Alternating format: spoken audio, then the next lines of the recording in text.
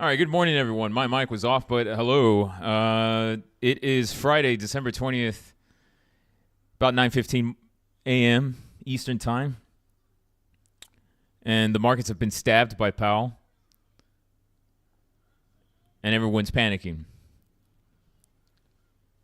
Let's have a look at the pre-market tape. The S&P futures are down 0.56%.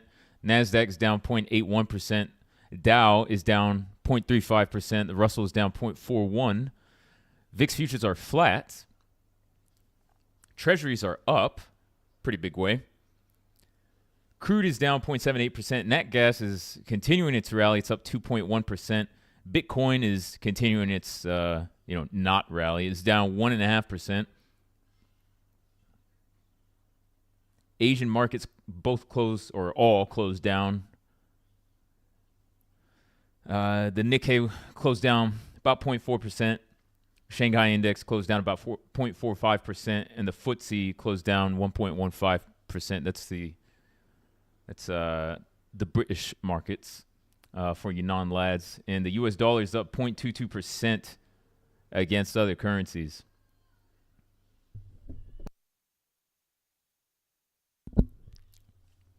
All right, it's good to be short. Finally, some of us have been waiting forever. Thought I was going to get my face ripped off. It's happened before. All right. We got about 11 minutes until markets open. Looks like PCE print was positive for the markets. Let's have a look at that real quick.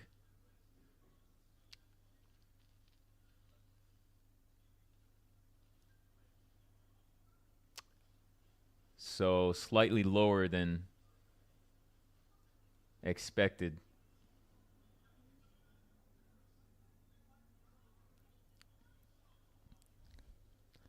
Yeah, so that's slightly bullish for the markets, but I think this is par for the course.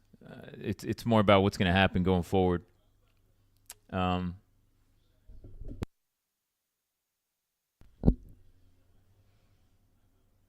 I think I've mentioned it before, but as long as everything is kind of range bound, the markets they tend to be fine with it, and they tend to just cruise along. As soon as things are thrown off, that's when the markets they don't know what to do, and that's when you get some real volatility, which is what we're starting to see. But yeah, quick note on this drop. This is nothing. We are at the same level we were, let's see, about 3 weeks ago, looks like. Call about 3.5 weeks ago. Yeah, we were just here. This is nothing. So if you're panicking already, and I got the 1 year chart, if this is making you panic, you need to adjust your portfolio. You need to adjust your risk. This really is not a for real drop. I think maybe, what are we down, 5% from all-time high? If that. So, yeah, it's still been a really great year. It could drop another 5%, and it's still a solid year.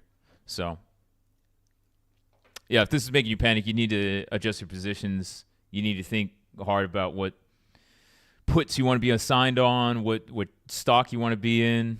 And the more volatile your stock has been, the more money you've made off your stock. You know, if your stock is up 100%, the markets keep dropping, guess what? It might be time to take gains.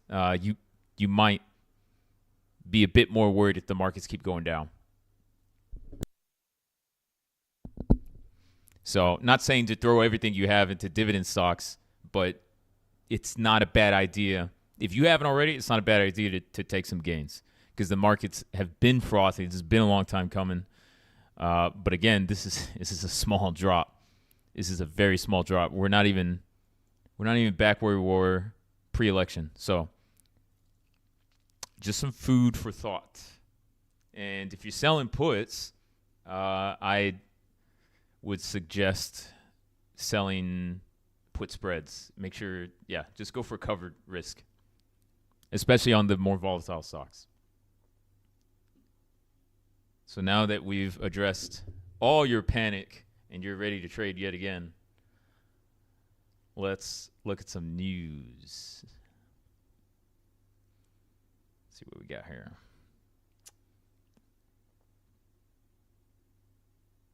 FedEx announced that they're planning a spin-off.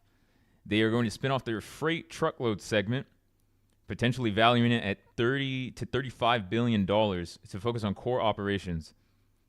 The stock was up 8% initially, which added $5 billion to its market cap, despite cutting its profit forecast. This is a pretty big deal,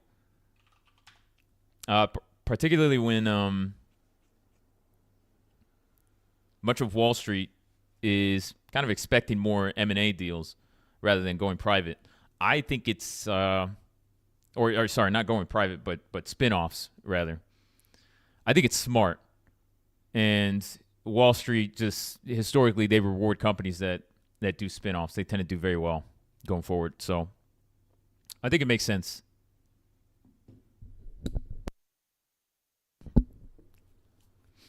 These FedEx, UPS, USPS, they're all having trouble competing with Amazon. So, yeah, I think it's time for them to consider spin-offs, breaking up the companies, just so they can be better managed. 405, what about selling strangles? I have no problem selling strangles in this market. So if you're experienced selling vol through markets with real volatility, mind you, we're not there yet. This isn't real volatility. This really isn't. So if you're comfortable selling volatility through increased volatility, then go for it. Mind your position size. I certainly am. I do not mind. And the Tasty Drake guys, it's a page out of their book. Go check Tom Sosnoff, see what he's doing right now. He's probably bouncing in his seat with his little beret, gleeful as ever, ready to sell vol.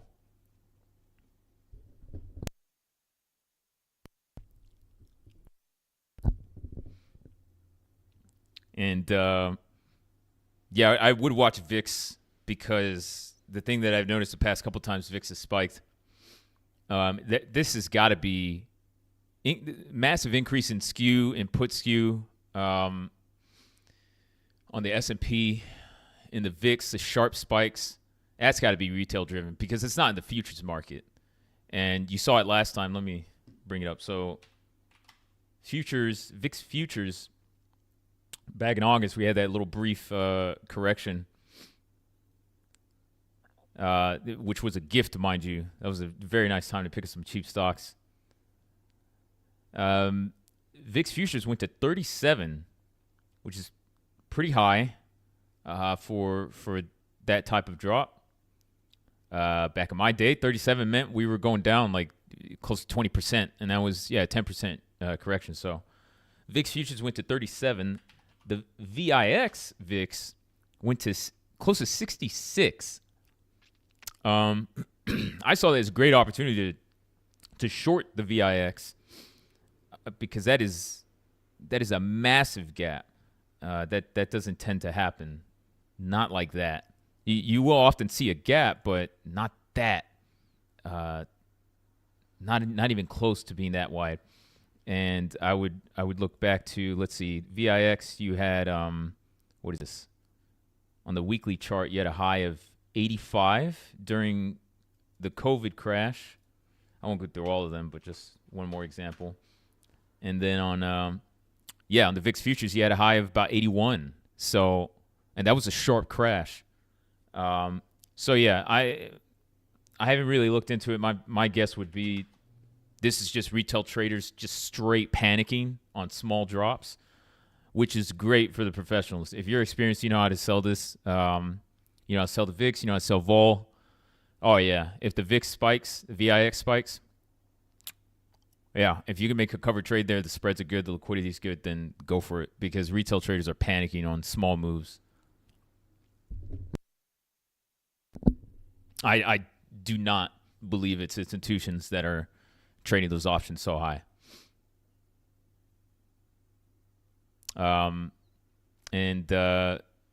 interestingly, usually leads to sharp rebounds.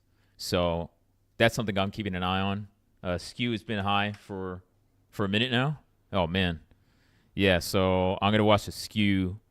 If we keep dropping, I'm gonna watch the skew, and then the skew dropping rapidly could be a sign that we're just gonna have a little quick V-shaped recovery. If we go down like 10% or something like that. Back in August, skew went from, let's see, what was it, about 150, 160 back in June, dropped down to 127. And for those who haven't been around for me talking about skew is just relative value of puts versus calls. So the higher skew goes, then the more that markets are paying for puts on the SPY versus calls on the SPY.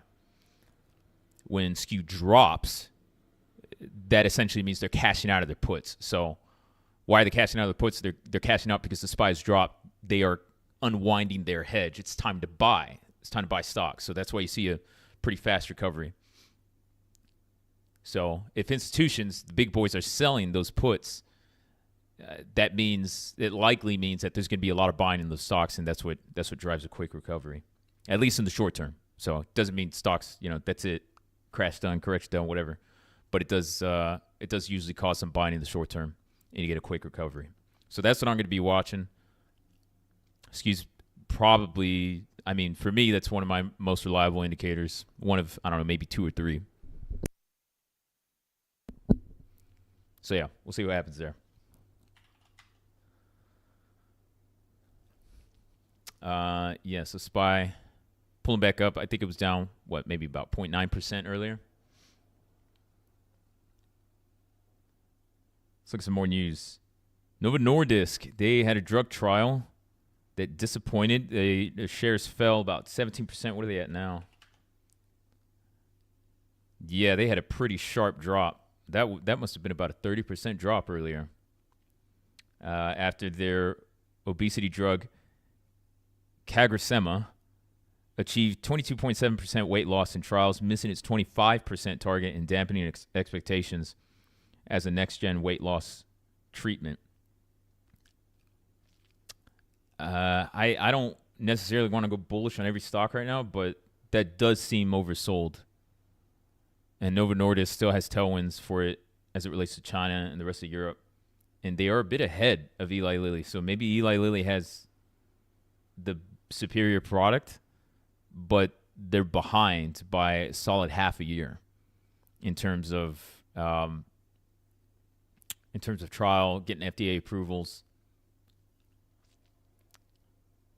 Yeah, pretty interesting. It is very oversold on the on the 1 year chart. So I don't know. Maybe at least worth looking into. I just don't know if I would be just loading up on all stocks right now.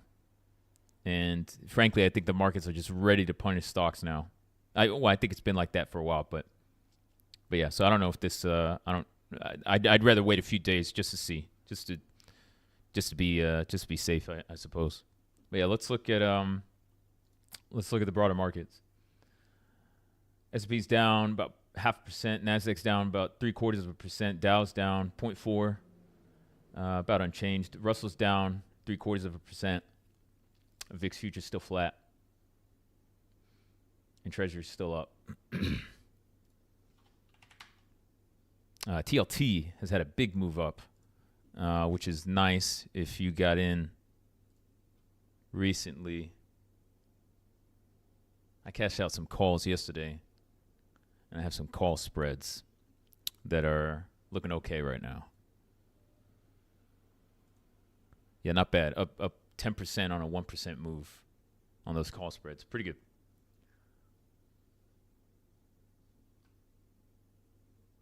Let's check the Mag 7 plus JP Morgan. JP Morgan looks flat. Let's see. All down except Broadcom, which is up about 0.7%. Looks a little jumpy right now. Apple's down 0.6%. Amazon's down 1.5%. Google's down 1.5%. Meta's down 0.6%. Microsoft down 1.3%. I think we're getting a bit of a rebound right now. Might be a little early to call that. They do look a little jumpy, but it is early trading. So, and Nvidia's down about 1%.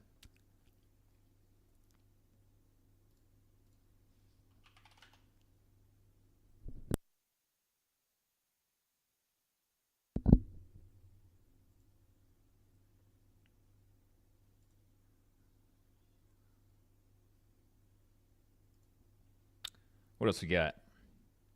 Nike.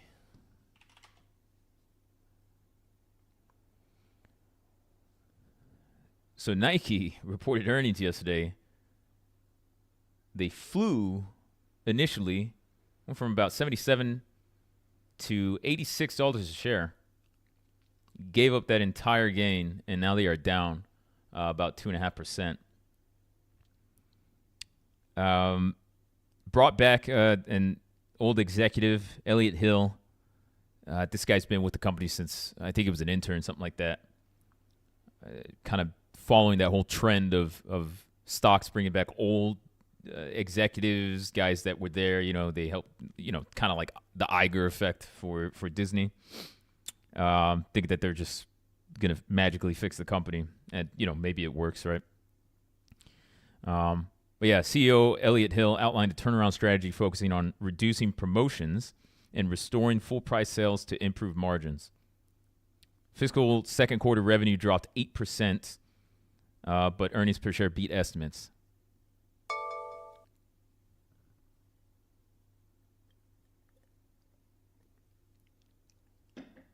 Nike's in an interesting position. I think it's kind of like markets want to love the stock again. I think that's kind of what you're seeing, but not an easy road ahead for them, especially with the macroeconomic uncertainty, which very much affects Nike.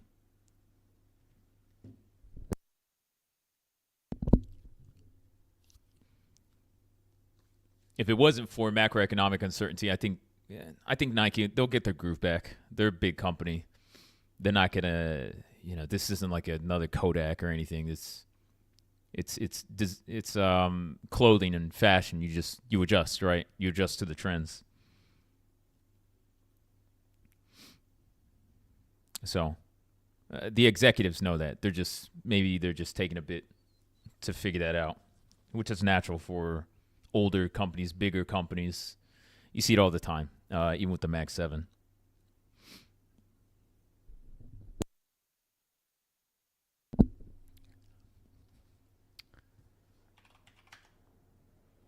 Tesla fell. Oh, they were down 5% pre-market. Now they're down about 3% now. A lot of profit taken on Tesla.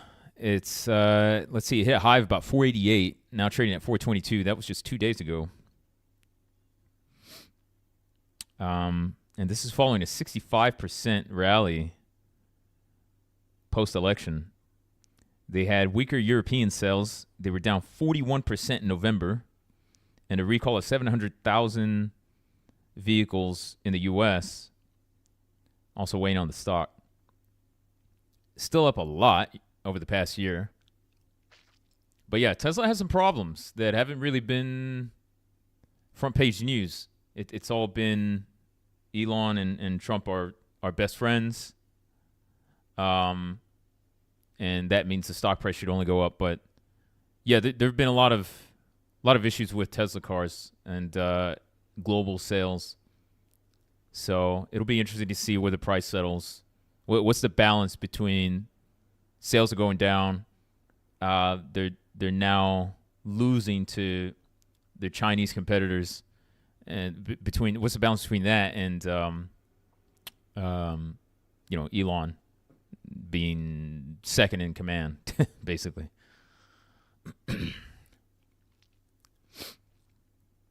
But we're already getting some hints that it's not going to be smooth sailing with the red sweep here in the U.S. So that will be interesting. Usually, markets enjoy a government that is inept and gets absolutely nothing done. But I think the arguing that doesn't. I don't think that helps. So yeah, government shutdown. That's happened before plenty of times, and it's always just they just put a band-aid on it and say, okay, let's wait, let's kick the can down the road. We'll wait until next time to fix this, and markets just keep cruising on up. So yeah, not really a big deal, to be honest. But I do think that the markets were they're a bit concerned about the bickering that's going on. The markets were assuming that everybody was going to agree on everything, but that is evidently it's not the case, and Trump hasn't even taken office yet. So I don't know why Elon's already getting involved. I think they should just wait. But they're going to do whatever they want. So and I think the markets are kind of saying, yeah, just stay out of this for now, and maybe you guys should start agreeing on stuff.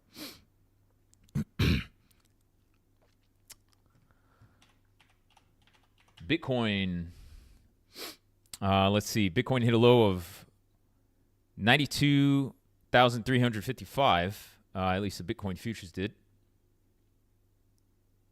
Failed to hit 110,000. Just under 109,000, and it's dropped pretty sharply from there.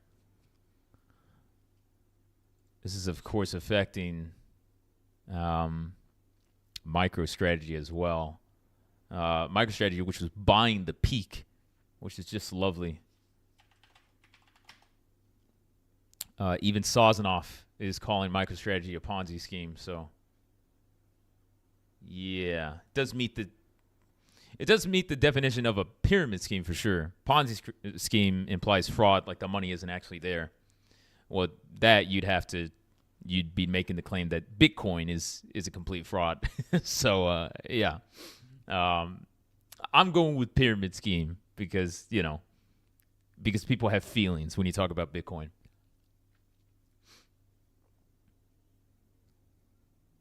TJ on YouTube, you said you lost your ish. Time to buy. Market couldn't sustain 99 days of new highs.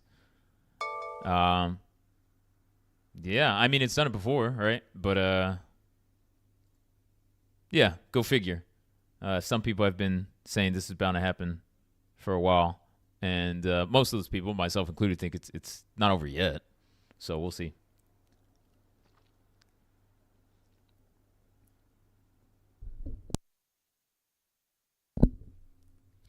Starbucks workers planned a 5-day strike across major U.S. cities to protest stalled contract talks, potentially impacting hundreds of stores by Christmas Eve. Union protests have not ended. Starbucks is just, it's going right back to what the struggles that it was having previously over the past, what's it been, like 3 years?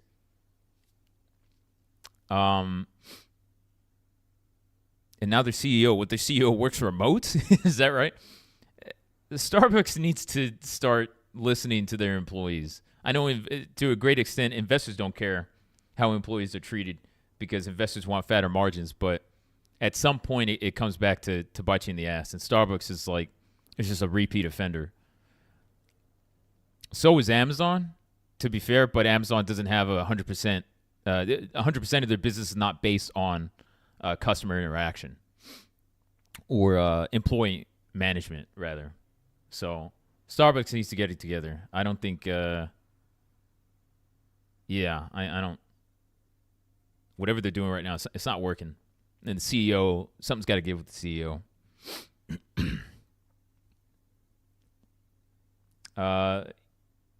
The Zepbound shortage has ended. FDA declared Eli Lilly's weight loss drug Zepbound no longer in shortage, ending allowances for compounded versions after a 60 to 90 day transition. So Novo Nordisk lost, Eli Lilly's gain. They were both trading at similar valuations for the past few months. So yeah, Eli Lilly is. I mean, still both of them are still. Well, I guess not so much Novo Nordisk now, but Eli Lilly is still definitely overvalued. Still a lot of competition, so yeah, good news for them, but I don't think they'll get the same. The stock will get the same treatment that they got over the past year and a half.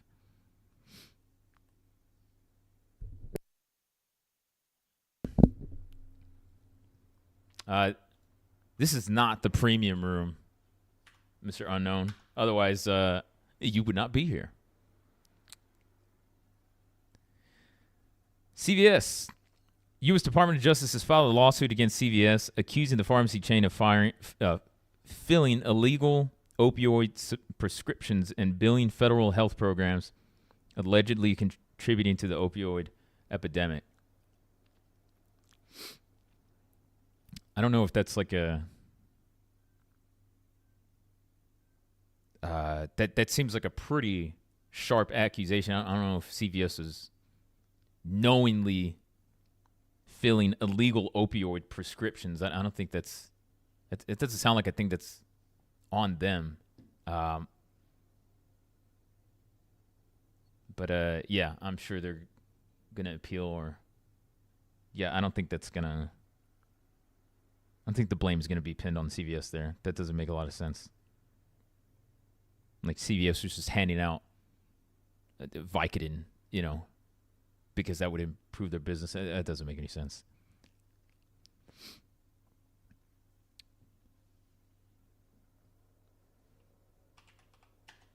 UK has probed Synopsys. Oh, that's SMPS.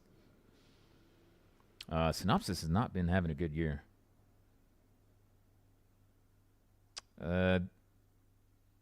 They are probing the $35 billion acquisition of Ansys over concerns they could reduce competition to chip design and simulation software. So they are down over the past year. Interesting. Yeah, they're in the integrated circuit industry. Not sure what their valuation looks like here, but they were a Wall Street darling for a while. Yeah, look at that stock price. Back in 2022, hit a low of 270, hit a high of 630 this year. I haven't looked at them in a long time, so I just no idea if they're a value right now, but maybe worth taking a look at. Big Lots, are they still traded? No. Oh, Big Lots. Big Lots has begun its going out of business sale as it seeks a buyer following a failed deal with Nexus Capital. Big Lots filed for bankruptcy this past September and aims to complete a sale by January while operating over 900 remaining stores. Big Lots bankruptcy was a long time coming. That was, that's 100% management's fault, because there are other thrift stores, discount stores, whatever. What's it, Ollie? Is that the other big one, Ollie's? Yeah, look at Ollie's.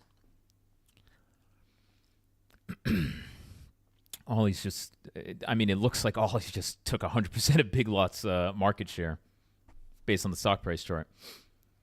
This is 100% management. And I think, what was it, maybe 2.5 years ago, I was looking at Big Lots, looking at the financials, read up on management, and it was just, okay, this stock is going to go down.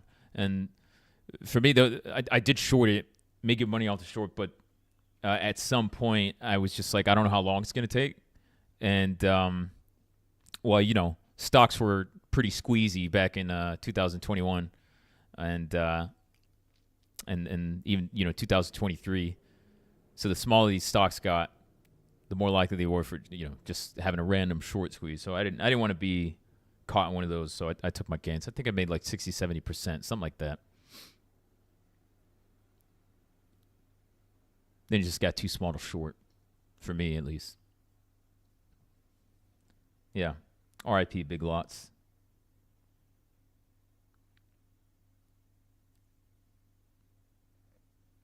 Athleisure brand Vuori, not sure how to say that, reached $5.5 billion valuation after an $825 million investment round led by General Atlantic with plans for a future IPO. Vuory's profitability and 23% sales growth this year have made it a key challenger to Lululemon.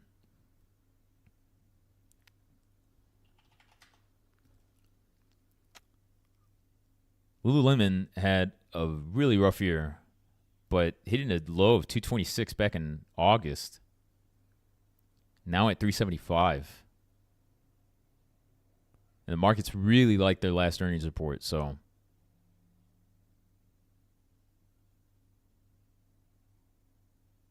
it'll be interesting.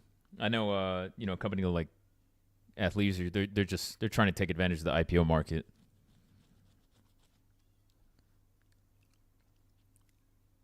It'll be interesting to see. And then in terms of this stock price performance, a lot of stocks look like this, to be honest, over the past 3 months. So, even Boeing? Yeah, Boeing more so the last 2 months, month and a half.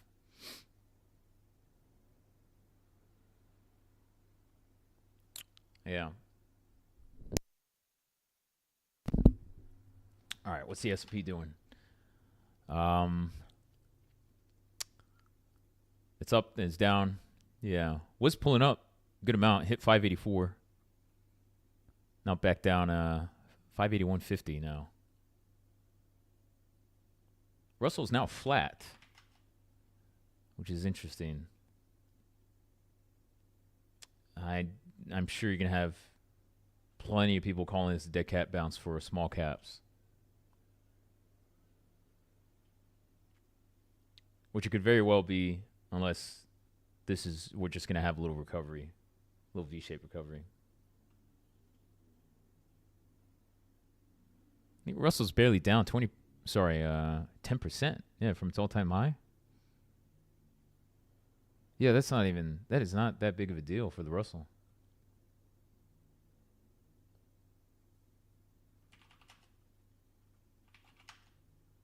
Tesla's down 3.7% now. How's Nvidia?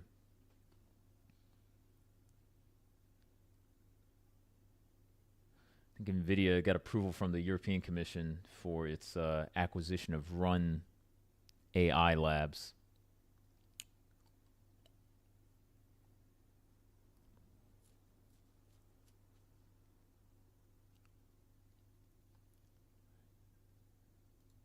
Oops. I think Nvidia is kind of holding up all right, all considered. I mean, typically it would be down like, what, 3%? 2.5%, something like that, if Mag 7 are getting this beat up. Broadcom is up 1.8%.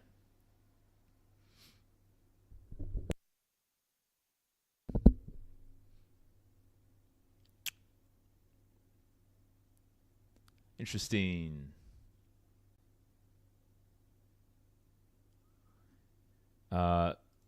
Banshee, you're buying QUBT? Oh, Godspeed. Well, good luck to you, sir. I am short QUBT.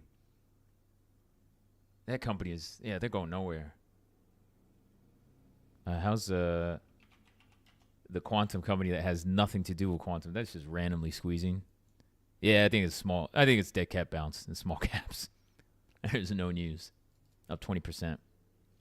Yeah, we'll see about that. Those quantum stocks, oh man. If markets are going down,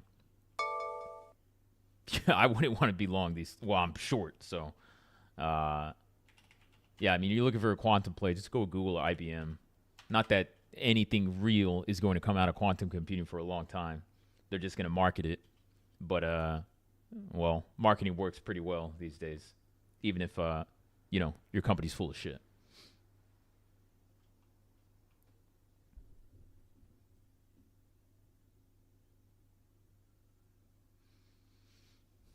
What's up with Five?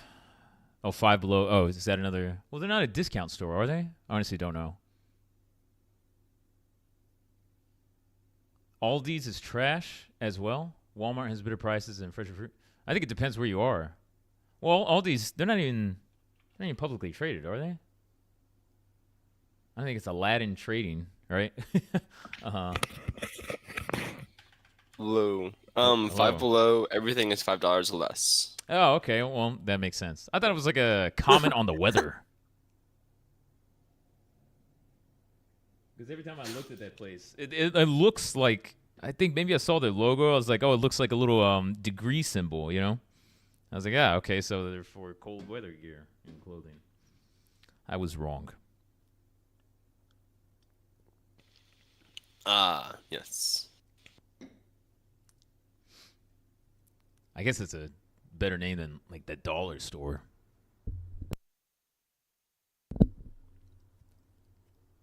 Dollar Tree, Dollar General, Yeah, 99-cent store, all this. yeah, uh, yeah. In Pittsburgh, people prefer Aldi's, so I think that's a regional thing. Aldi's here, I think, is better, for the most part. But we also have the nation's worst grocery store, and I don't mean like the worst chain. I mean the single location. We have the worst grocery store in the U.S. and it's a 5 minute walk from me. I'm right next to it. This is Giant Eagle, and it's terrible, but it's great. Yeah, yeah. So Aldi's is actually kind of nice up here. Um, but yeah, it depends where you are, I suppose.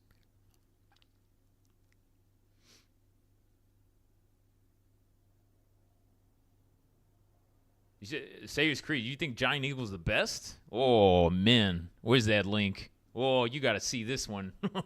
Oh, the the world disagrees with you. Let me see. Giant Eagle worst. I'm not even gonna type all the words. Just gonna put Giant Eagle worst. Here you go. Uh, oh, this website is fantastic. Very Christmassy.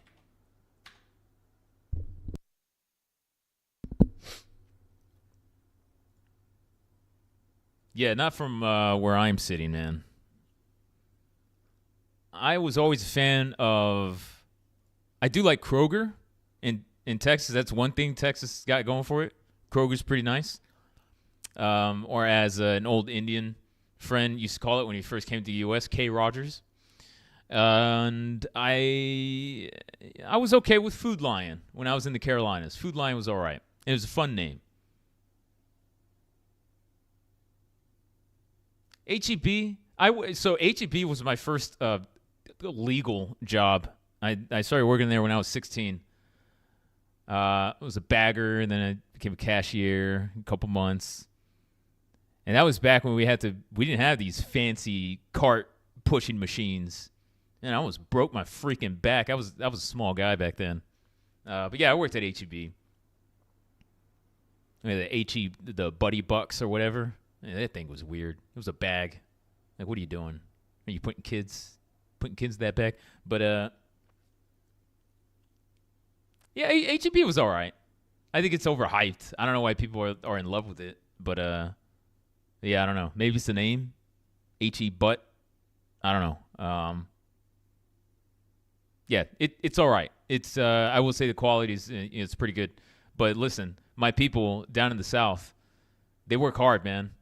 These Mexicans, that's why your grocery store is taken care of. So maybe that's why. Maybe you got to give credit to the Mexicans more so than the grocery store, huh? You ever think about that? Classic trash, Pennsylvania, Ohio. Did you, okay, I was gonna just I was gonna say, oh, here's another Pennsylvania hater, but then you follow up with Ohio as a comparison, sir. Oh man, I think oh, Ohio. What's new in Ohio? Did they get a did they get a new gas station? Does anything happen in Ohio? Oh man. Well, you got your sports teams, I guess. You got you got air, access to roads. Lots happening in Ohio. Oh man. Oh, that was a good laugh. I weep for Ohioans. Man, they need things to do. They really do.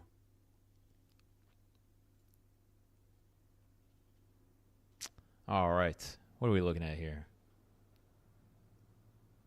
Just looking at some stocks. Looking at some open positions I have. And it is Friday. I almost forgot it's Friday.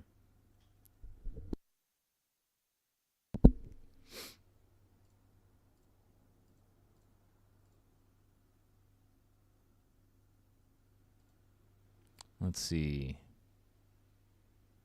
I have so many open positions on Tesla. I'm like trying to decipher what the hell is going on here.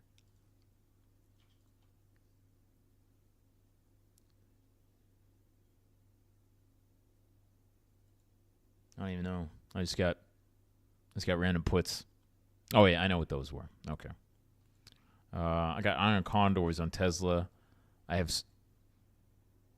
long strangles expiring next week. I have short call spreads expiring this today. Strike 430 and 440. Ow. I'd like to make money on those. I didn't break even right now. How is this possible? Yeah, we'll see what happens. I think I got a couple bucks past 430. 432.20 is my break even. Why not? We'll see.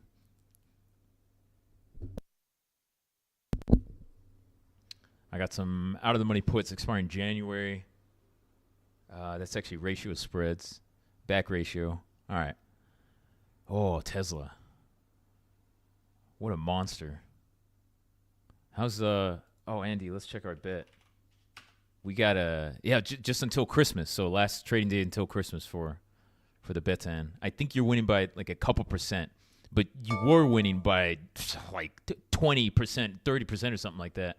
But let me refresh. Let's see what it is now.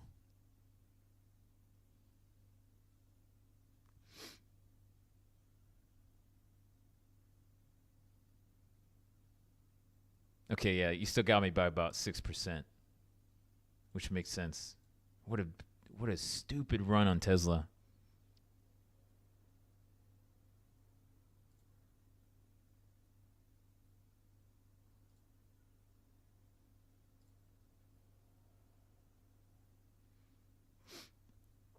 HEB should merge with Piggly Wiggly and then call it Wiggly Butts. No, that's too cute. They would destroy all of the grocery stores. Every state in America would demand a Wiggly Butts.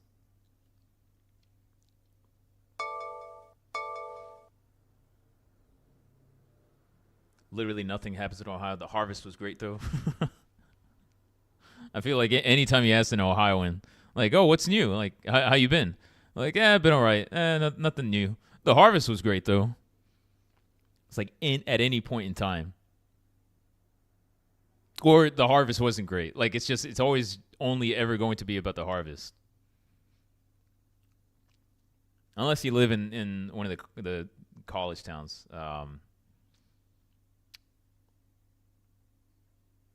Yeah, OH. All right. Let's have a look at the old flex grid. Yeah, stocks. Let's see. I was about to say stocks pulling up. It's just Broadcom. Broadcom's up 2.5%. Any news from them?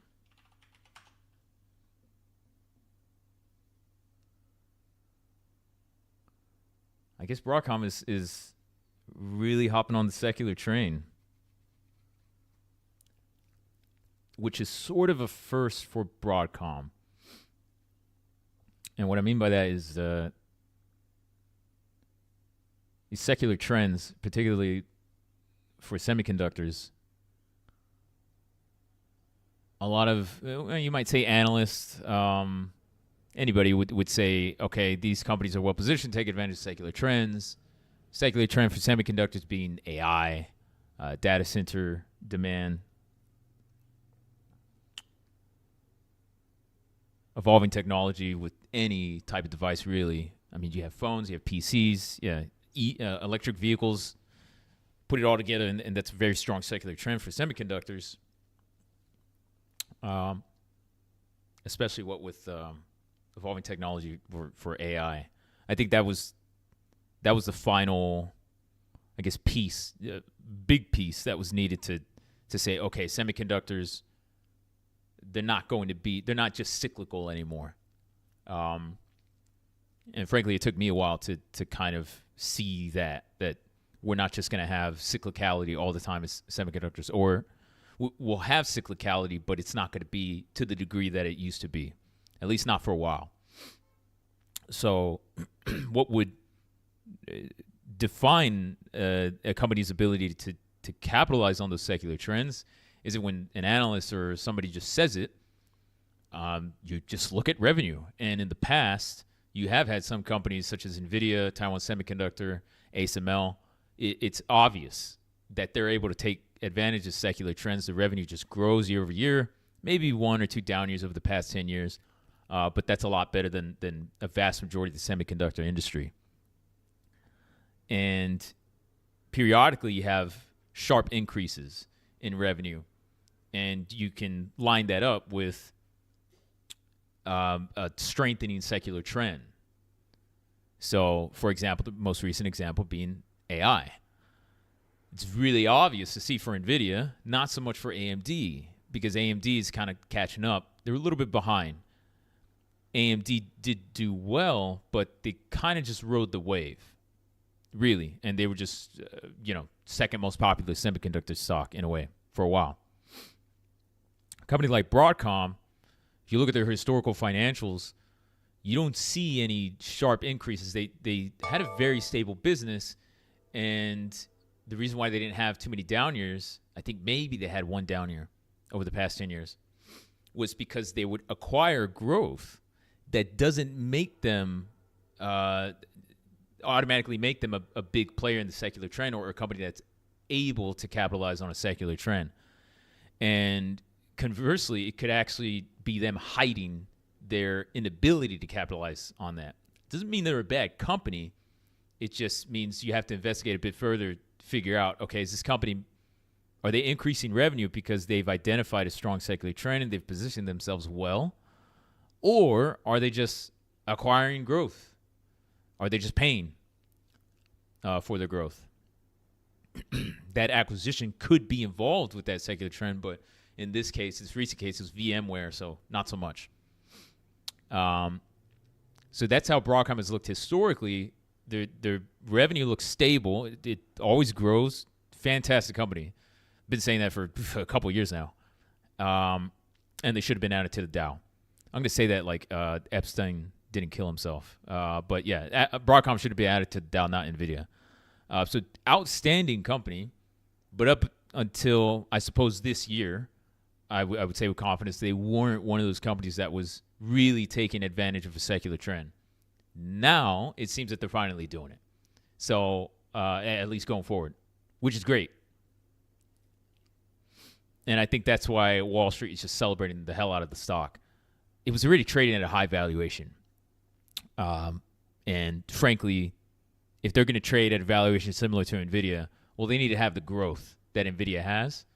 And they're going to need the track record that NVIDIA has. And they don't quite have that. They are a brilliant company in terms of just strong management, stability within the business. They know how to get through cyclicality in the semiconductor industry. Yeah, they're just one of the best companies out there. And I've said it before, Broadcom, that's a retirement stock. Until they become like a Kodak, obviously, right? But yeah, if I had to pick one semiconductor chip stock, it would still be Broadcom. Like for the long haul, you didn't want to have to pay attention to it. You just assume everything was going to be fine. You want to time it. Yeah, it's still Broadcom.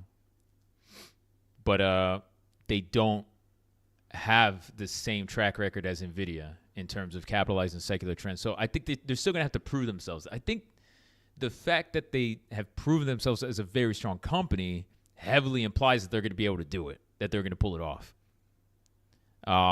But yeah, have they done it yet? Not really. I guess up until this year, this recent quarter, I suppose. Yeah, but I would still want to see them drop back below 200. I'd want to know that the growth is going to be, I mean, I'm going to want to see higher than 20% growth each year over the next 2-3 years for sure. Because that's what if they're going to be priced like NVIDIA, well, that's what NVIDIA is doing.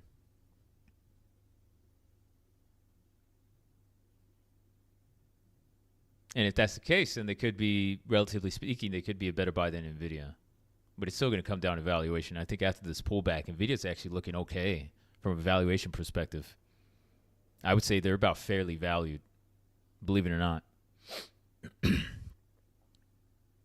Based on forward estimates. The Broadcoms is definitely running hot right now.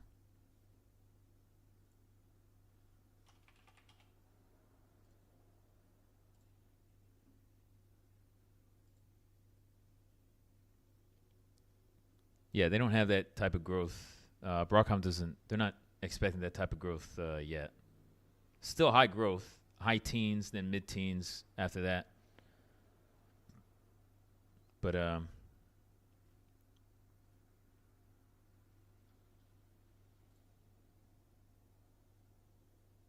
yeah, what are they? Okay, so they're just over $1 trillion market cap. They got nearly a 4% free cash flow yield, believe it or not. That's wild. A forward free cash flow yield. Yeah, that's crazy.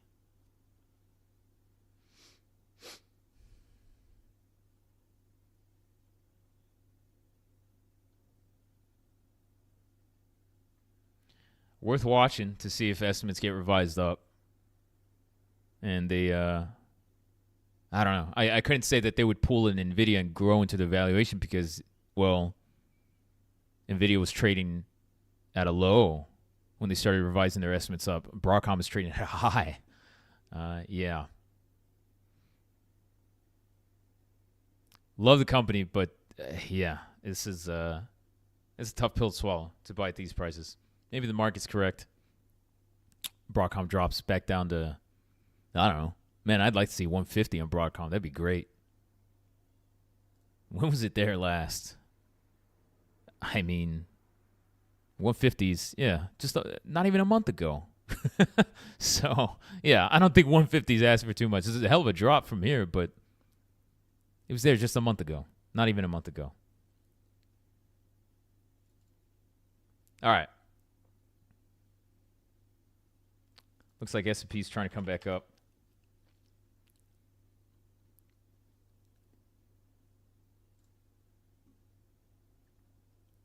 So what are we looking at here? What are your guys' concerns? Who's selling volatility right now? I'm selling vol. It's a great environment to sell vol.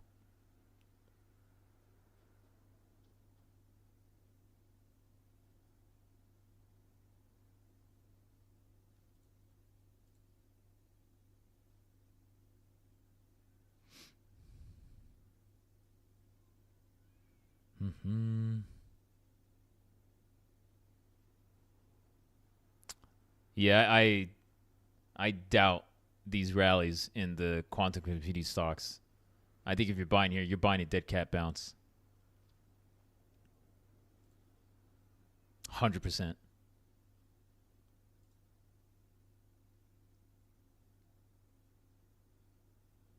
Oh. DJT. How are they looking? Not having a good time. Down 6.5% today. I actually had some weekly puts that I should probably cash out. They're up 245%. But they're a hedge on a grander play. That one's tough. I don't know if I want to do that. Or I'll at least roll. Yeah, that's probably a good idea. Oh, man, these spreads are wide. Oh, nice. Okay. All right. We'll see what happens.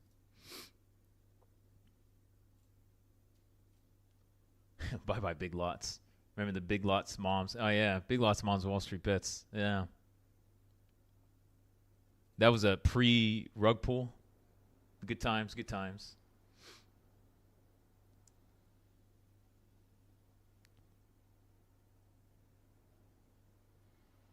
He's still talking about Piggly Wiggly and corn.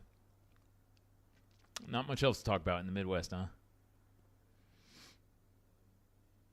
Yeah, Pittsburgh is like on the cusp of the Midwest. We're like stuck between the Midwest and the Northeast. Puts us in a precarious position. We must decide. Pittsburgh definitely does its own thing. Not that its own thing is a great thing, but good Lord, they even made up their own words. Unnecessary.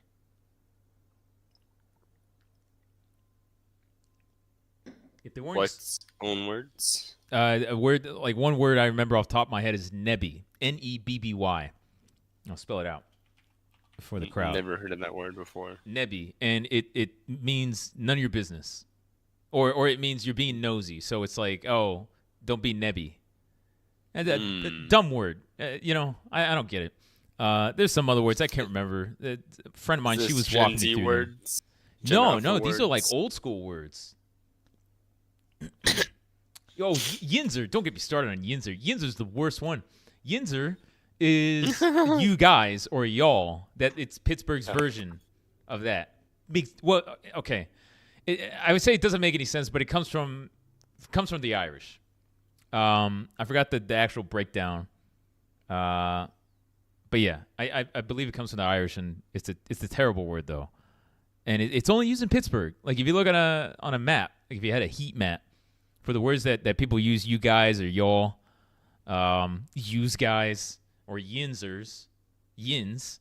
Pittsburgh's the only place that uses yins. If they weren't so damn nice here and friendly, which they are, I would hate them. But their kindness, like their friendliness, offsets their moronic language.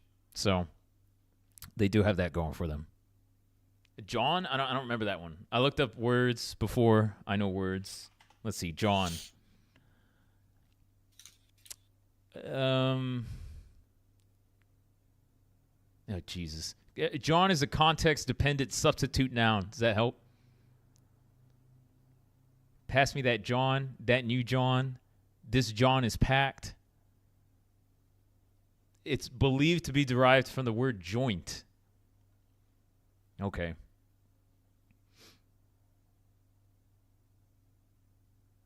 That's a term specific to Philadelphia, not Pittsburgh.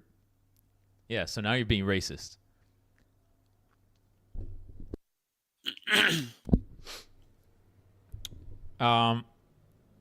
Let's see.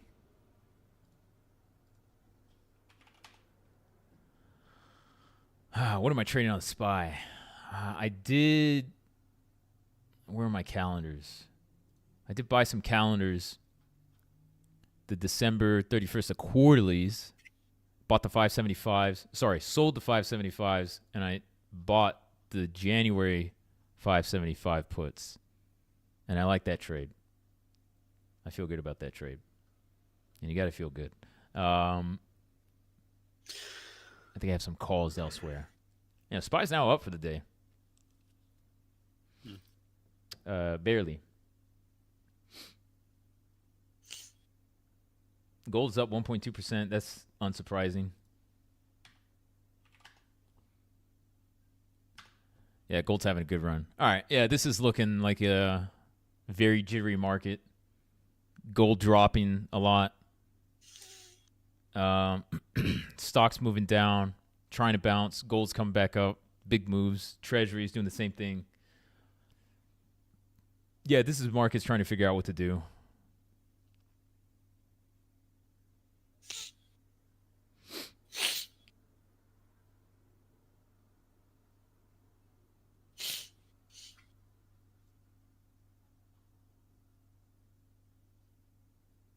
All right. How's that Tesla? Oh, Tesla's pulling up. It's almost flat. Let's check the fabulous 7. Nvidia's up now. Broadcom's pulling back just a tad bit, still up 2%. Apple's still down 0.5%. Amazon's down 0.75%. Google's down half. Meta's down 0.4. Microsoft's down 1.2. Could be a trade on Microsoft, short-term trade. JP Morgan's up 1%. JP Morgan holding strong.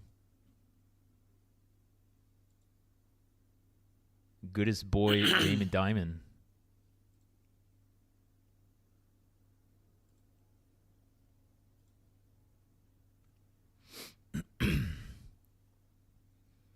Yeah, I think if I were to make a bullish play short term right now, probably be Microsoft.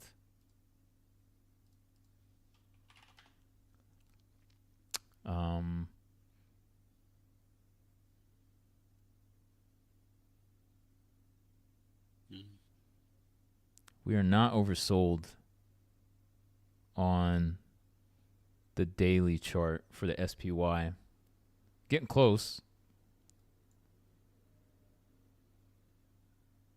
We just about hit the oversold mark on RSI back in August. We're not there yet. You doing all right there, Andy? I hear a lot of guttural sounds and maybe buy more Google. I'm good on Google. I got long-term calls. Yeah, I mean that thing's it's riding high. They're gonna have to push out some. Like once you open this quantum box, you're gonna have to keep it going because I don't know what is gonna happen. What are they actually going to produce from this? It's still science fiction. Double quantum. Yeah. So I mean, they're gonna have to keep the marketing train going, and they're gonna have to produce something at some point. So.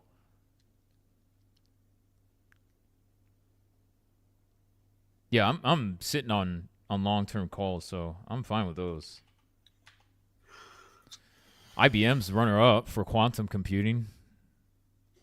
Yeah, Google and IBM, they're the ones that have been doing research for, I don't know, a decade or something? At least a decade?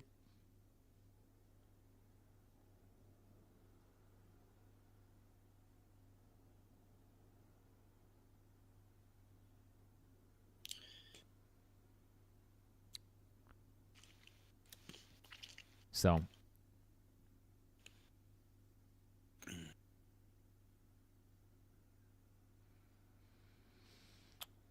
all right. Yeah, if you're selling vol, I mean, honestly, I don't watch Tasty Trade a lot, not these days. But these are the days where I'm like, all right, what's Tasty Trade doing? Because I just want like efficient trades for selling vol. I don't want to necessarily pick and choose based on what I feel, but. Usually my go-to is I'll check like IVR for the SPY. I know yesterday it was above 50, which is insanely high for the SPY, especially on a move like this. And that's when I just decided to go into those calendar put spreads. Sell vol in the, a couple of weeks from now. Buy vol a month out, about a month out. But I mean. You could do so much right now. You could do iron condors. Make sure you have some bullish skew, I suppose. You can sell put spreads. I wouldn't sell puts on the SPY. That's a lot of buying power, and you're not compensated that well for them. Not at this level. SPY moves down 20%. Okay, now we're talking. Let's talk about selling puts on the SPY. But yeah, this is maybe a 5% drop. So.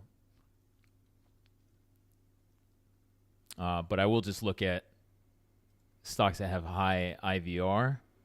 And the fact is, you don't need to go for the craziest moving stocks. If you chase yield, you're essentially trying to catch a falling knife. And you're going to be punished if you're wrong. So I might even change my scanner depending on how high volatility goes across the board. Tesla IVR is still 97. Delta Airlines is at 97. Do they have earnings coming up? Yeah. That is high vol, though. Man.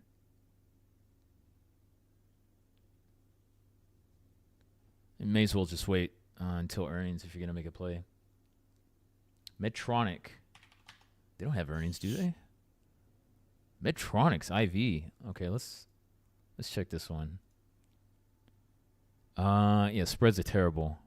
Okay, so that explains high IVR. Yeah, never mind. What else we got? I would not sell Vol and Moderna. U.S. Steel. What are they trading at? 30? Oh. I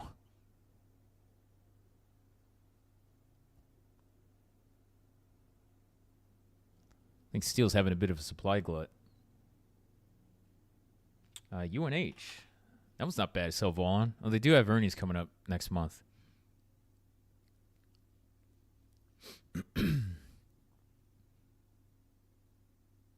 Yeah, I wouldn't mind some put spreads. Unless I check the liquidity isn't the greatest, but selling some put spreads before earnings, that'd be nice. Yeah, liquidity isn't that great.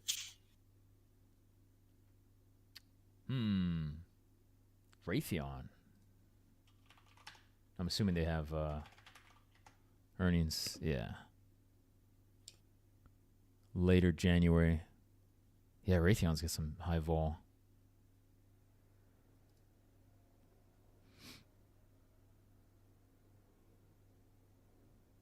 Not that high, but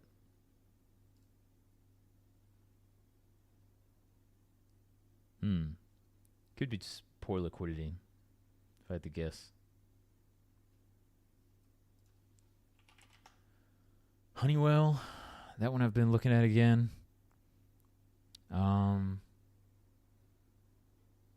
Yeah, I think I would just check the Mag 7, to be honest. Apple's a little low. Amazon's 51. Not bad. No earnings coming up.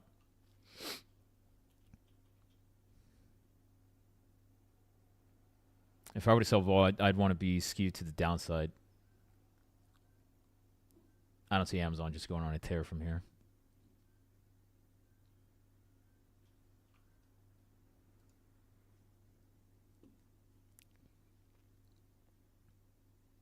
Yeah, you could sell like a January 240 call.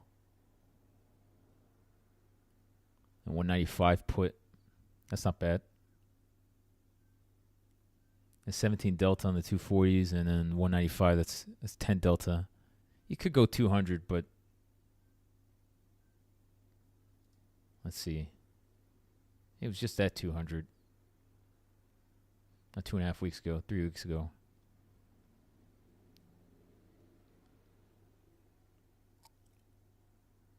I just want to make sure I have plenty of room to the downside just in case markets keep dropping. But yeah, it's a good market to sell vol in, but don't load up on vol because they could always expand. And frankly, I don't see any reason to chase yield on the very volatile stocks right now. I think it's a bad idea. Selling puts, or everybody calls them cash secured puts, but you don't want to take assignment of the shares when they go in the money, so that means you're chasing yield. So yeah, I would be very careful about chasing yield right now. If you have like darling stocks that you're just so in love with and they're not too volatile and you're fine taking assignment shares even if the market's dropped, then go for it. And you got the cash, right? But don't forget about the idea that if the markets really drop and you don't have cash, you're going to feel pretty bad about not having cash to buy the dip. So don't sell too much. Leave some buying power open. Yeah. All right. I'm going to call it a day on YouTube. I think I don't know if I'll do a talk Monday. Who's around Monday? Does anybody actually want a talk Monday morning?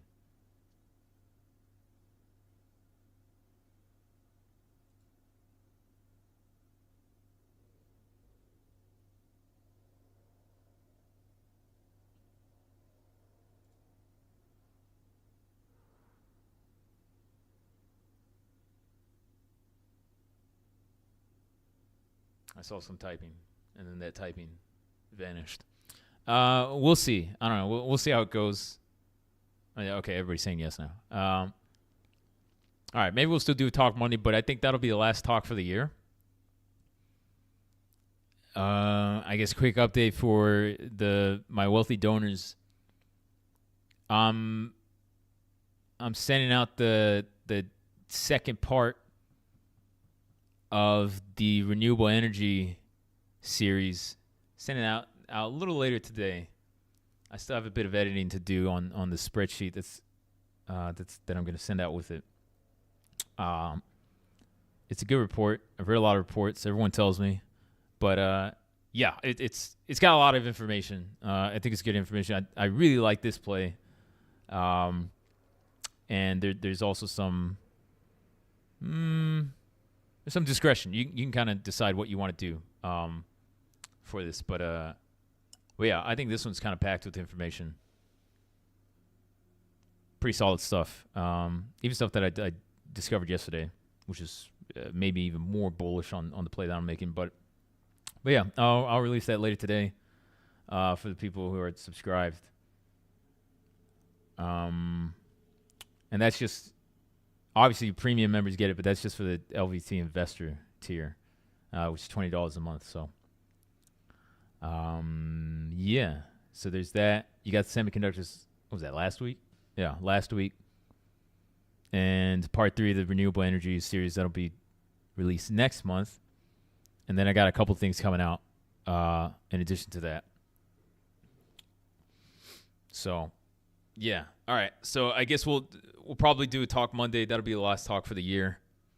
But yeah, otherwise I will see you YouTube lads Monday. If not, happy holidays. And we will continue the party in Discord. All right. So long, YouTube.